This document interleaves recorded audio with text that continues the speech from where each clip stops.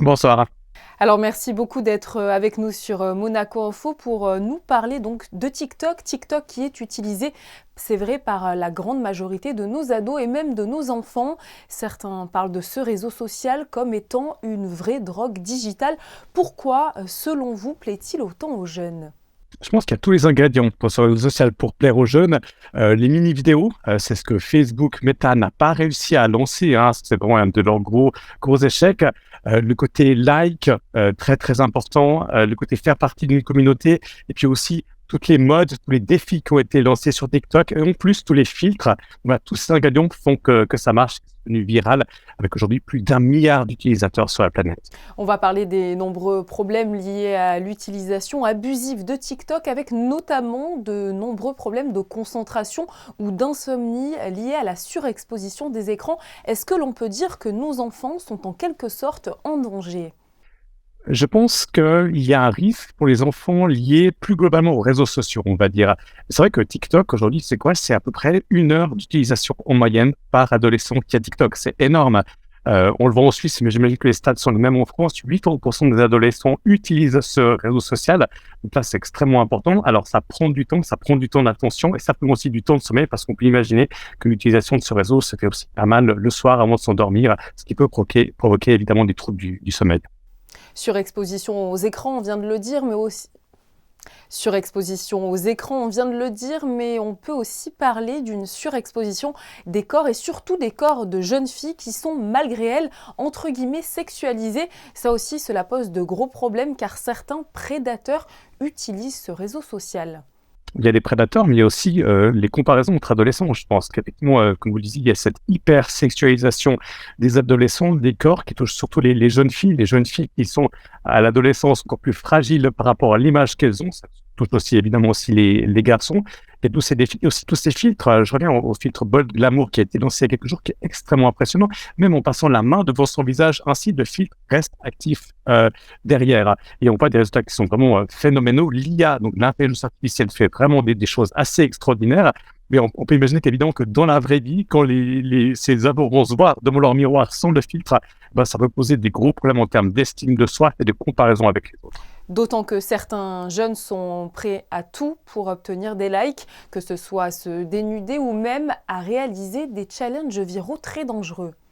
On a vu ces dernières années qu'il y a en tout cas eu une dizaine de morts, surtout pour des adolescents qui sont lancés des défis les plus idiots les uns que les autres pour pousser un petit peu les limites, pour montrer aux autres qu'on est capable de faire certaines choses. Effectivement, il y a le côté problème de santé mentale qu'on a évoqué, il y a aussi le problème d'intégrité physique qui est assez important avec ces défis vraiment incroyables. Et là, on peut imaginer que TikTok, comme d'autres réseaux sociaux, aussi Instagram, a une part de responsabilité pour modérer quand même nettement davantage ces contenus. Alors TikTok, outre les nombreuses critiques sur l'utilisation des très jeunes de ce réseau social, a aussi été pointé du doigt à cause de nombreuses fuites de données, notamment d'utilisateurs américains par le gouvernement chinois. Racontez-nous un petit peu ces dérives. Il y a 2 choses par rapport à ça. Il y a le côté géopolitique, évidemment. Il y a une bataille très, très importante des États-Unis contre TikTok. Ça rappelle un petit peu d'ailleurs l'affaire Huawei, il y a quelques années, où Huawei était banni aux États-Unis et dans plein d'autres pays, l'opérateur télécom chinois. Le problème là, c'est qu'il n'y a pas vraiment de preuves aujourd'hui d'espionnage de la part de TikTok et des utilisateurs. Et en comparant un petit peu ce que fait aujourd'hui TikTok dans mon téléphone avec ce que fait Instagram ou Facebook, on arrive plus ou moins aux mêmes choses finalement. Par exemple, un exemple tout simple, c'est quand vous cliquez sur un lien au sein de TikTok, ça va ouvrir un petit navigateur web à l'intérieur de l'application. Et là, tout ce que vous aurez écrit, mot de passe, copier-coller, tout cela sera aspiré et envoyé on ne sait pas où.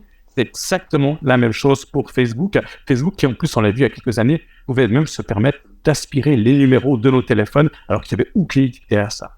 Et face à toutes ces dérives et tous ces dangers, comment protéger finalement ces enfants qui sont les principaux utilisateurs du réseau social? Et le plus dur, c'est simplement un dialogue avec les enfants. Pas bannir TikTok, parce que de toute façon, la présence sociale de l'entourage sera tellement importante, mais plutôt expliquer à l'enfant les limites, les dérives, les risques liés à TikTok. Quelque chose de très intéressant qui a été voté dans l'État de l'Utah aux États-Unis la semaine passée, c'était interdire tous les réseaux sociaux et pas seulement TikTok aux enfants, aux mineurs, donc de moins de 18 ans, s'il n'y a pas une autorisation des parents. Et en plus, les parents, selon cette loi qui doit entrer en vigueur dans une année, auront droit à consulter tous les messages de leurs enfants. Alors, je pense que ça va beaucoup, beaucoup trop loin. Ça montre effectivement qu'il y a un problème, mais je pense que le plus important, c'est de dialoguer avec son ado, de prendre un moment de temps à autre le soir pour regarder un petit peu les choses ensemble, mais pas être trop intrusif. Et je pense qu'un bannissement en général n'est pas non plus la solution. Alors pour finir, dernière question, pour ne pas diaboliser ce réseau social à 100%, il faut le dire, TikTok n'a pas que des défauts et permet aussi de développer la créativité chez certains enfants et adolescents. Et puis aussi plein de choses qui se font. Vous parliez du côté créatif, le côté lien social qui est important, le côté découverte, le côté apprentissage. Petite parenthèse, d'ailleurs, on sait que la version chinoise de TikTok met nettement en avant des côtés scientifiques, des côtés découvertes, alors que le côté occidental, l'application occidentale, elle met plutôt en avant des contenus qu'on peut qualifier comme abrutissants d'un certain point de vue. Merci à vous, Anouche Setaga, d'être venu sur notre antenne pour nous parler des dérives du réseau social TikTok. Merci.